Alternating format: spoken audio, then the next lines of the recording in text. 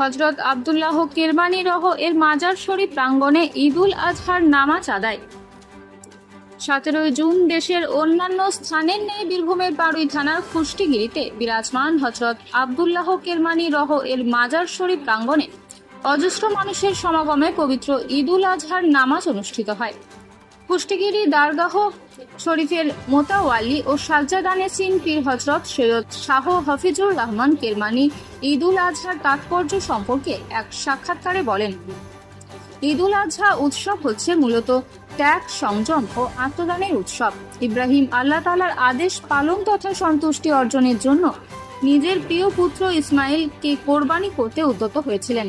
তার আচরণে প্রমাণিত হয়েছিল পুত্রের ভালোবাসার থেকেও আল্লাহ তাআলার প্রতি ভালোবাসা বড়। তারই মহান ত্যাগের স্মৃতিতে মুসলিম জাতি প্রতি বছর ঈদুল আজহার নামাজ আদায় করেন ও নিজ নিজ গৃহে পশু কোরবানি করেন। কোরবানির পশুর গলায় ছুরি দেওয়ার আগে নিজেদের মধ্যে গুপ্ত পশুত্বের গলায় ছুরি দিতে হবে। সেই সাথে বিসর্জন দিতে হবে কাম, ক্রোধ, লোভ, মোহ, পরনিন্দা, পরশ্রীকাতরতা। মানবতাবোধ, শৃঙ্খলাবোধ ও সম্প্রীতি রক্ষায় হতে হবে সচেষ্ট। তবেই সার্থক হবে উৎসর্গের উৎসব কোরবানি।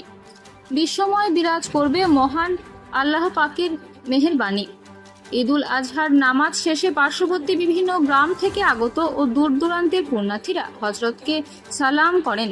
হযরত সাইয়েদেনা শাহ আব্দুল্লাহ কেরমানি রহ ও তার বংশধরগণের মাজার শরীফ জিয়ারত করেন বিভিন্ন স্থান থেকে আগত ভক্তেরা।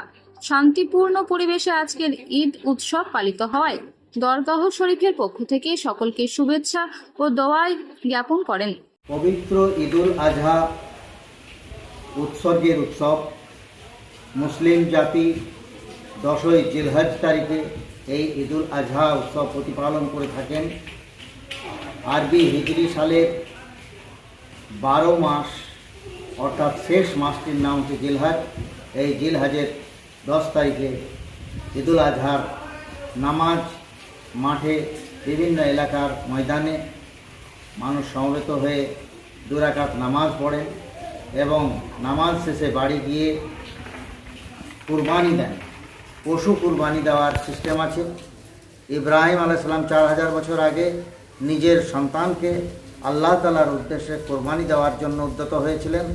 আল্লাহ তাআলা তার সেই আত্মত্যাগ, তার সেই উৎসর্গকে কবুল করে নিয়েছিলেন এবং সেই ঘটনাকে স্মরণ করার জন্যই মুসলিম জাতি প্রতি বছর এই জিলহজ মাসের 10 তারিখে ঈদুল আজহা উৎসব পালন করে থাকেন পশু কুরবানির মাধ্যম দিয়ে। তাই আমাদেরকে মনে রাখতে হবে এই পশু কুরবানি মূলত আমাদের একটা প্রতীক কুরবানি। প্রকৃতপক্ষে আমাদের মনের মধ্যে যে পশুত্ব বিরাজ করে সেই পশুত্ব প্রবৃত্তিকে অর্থাৎ কুপ্রবৃত্তিগুলোকে উৎসর্গ করতে হবে, অর্থাৎ সেগুলোকে কোরবানি দিতে হবে এবং আমাদের প্রকৃত যে মনুষ্যত্ববোধ সেটাকে আমাদের মধ্যে জাগিয়ে তুলতে হবে। তবে আমরা এই ঈদুল আজহার কোরবানি উৎসবকে সার্থক করে তুলতে পারব। তাই আমার সকলের কাছে আবেদন, আপনারা এই উৎসর্গ করার সঙ্গে সঙ্গে নিজের মনের কুপ্রবৃত্তিগুলোকে উৎসর্গ করুন, তাহলে সার্থক হবে আমাদের এই উৎসব প্রতিপালন।